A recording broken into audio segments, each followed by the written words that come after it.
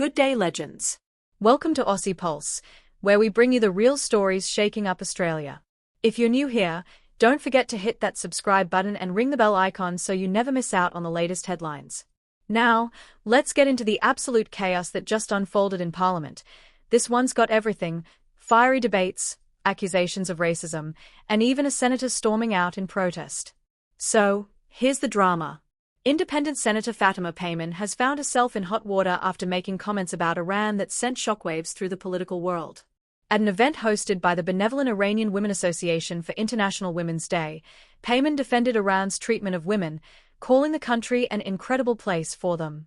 Now, that's a bold take, especially considering the global criticism of Iran's human rights record. In an interview with Iranian broadcaster Press TV, Payman brushed off Western criticism of the Iranian regime as mere propaganda, claiming that women in Iran actually have a say in democracy, are part of the workforce, and that their voices are heard. That's when One Nation leader Pauline Hanson fired back, calling Payman's comments ignorant and accusing her of being completely out of touch with reality. Hanson, speaking to Sky News host Chris Kenny, didn't hold back. She argued that since the Islamic regime took power in 1979, women's freedoms in Iran have plummeted, not improved. She pointed to the tragic 2022 case of Mahsa Amini, a young woman who died in custody after reportedly being beaten for allegedly not wearing her hijab properly. Hanson didn't mince words, saying that Western women wouldn't feel safe in Iran and that tourists aren't exactly flocking there for a reason. But it wasn't just a war of words in the media. Things got seriously heated in Parliament. During a fiery exchange, Payman took direct aim at Hanson, calling her vindictive, mean, and nasty. That alone was enough to turn heads, but it didn't stop there. Independent Senator Lydia Thorpe backed Payman by dramatically tearing up documents and storming out of the chamber in protest. Oh, and just for good measure, she chucked a middle finger over her shoulder as she left. Absolute scenes. So, what was the big issue behind the paper shredding, middle finger waving meltdown? Well, it wasn't just about Iran. Hanson and her supporters have been questioning whether Payman should even be allowed to sit in Parliament. Why? Because Payman, who was born in Afghanistan, holds dual citizenship. And under Section 44 of the Australian Constitution, foreign citizens, or even dual citizens, aren't legally allowed to be in Parliament. Hanson accused Labor and the Greens of protecting Payman from scrutiny, calling it a protection racket. She demanded an investigation into whether Payman is actually eligible to hold office. But Labor and the Greens weren't having it. They shot down Hanson's motion to refer the issue to a parliamentary committee. Payman, clearly fired up, called Hanson a racist, only to be forced to withdraw her comment under parliamentary rules.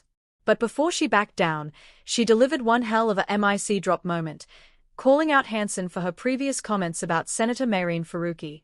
If you missed that drama, Hanson had posted on X, formerly Twitter, telling Faruqi to piss off back to Pakistan, a post that was later ruled as racial vilification by the High Court.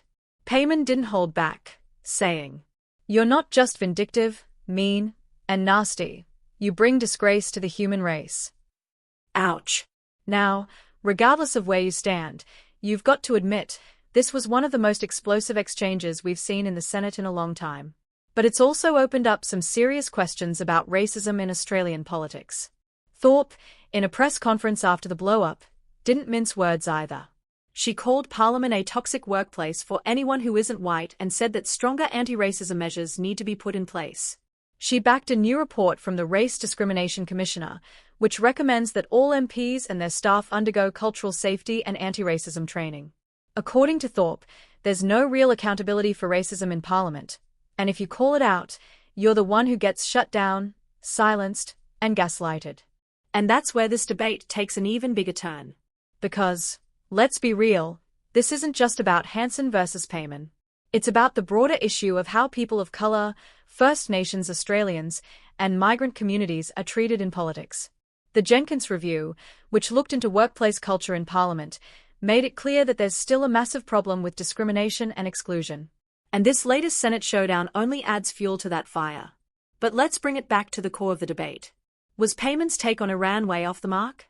Or is she actually exposing a Western bias in how we talk about countries like Iran? On the flip side, was Hanson right to call her out, or is this just another example of a political witch hunt against a young, outspoken senator? There's no doubt that Iranian women have been fighting hard for their rights, and reports from Human Rights Watch show that conditions are getting worse, not better. Women are being arrested for not wearing the hijab, businesses are being shut down for not enforcing dress codes, and cases of femicide are on the rise. Between March and June last year alone, at least 35 women were murdered by male family members. That's not just a cultural issue, that's a crisis. At the same time, Payman isn't backing down. She insists that Iran isn't as bad as it's made out to be, and that women still have a role in society. But here's the thing. Where is she getting her information? Is she just seeing what the regime wants her to see?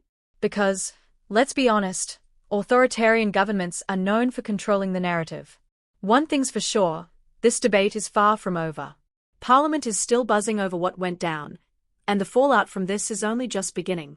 Whether it's the question of racism in politics, the treatment of women in Iran, or the issue of dual citizenship in Parliament, this saga has opened up one hell of a can of worms.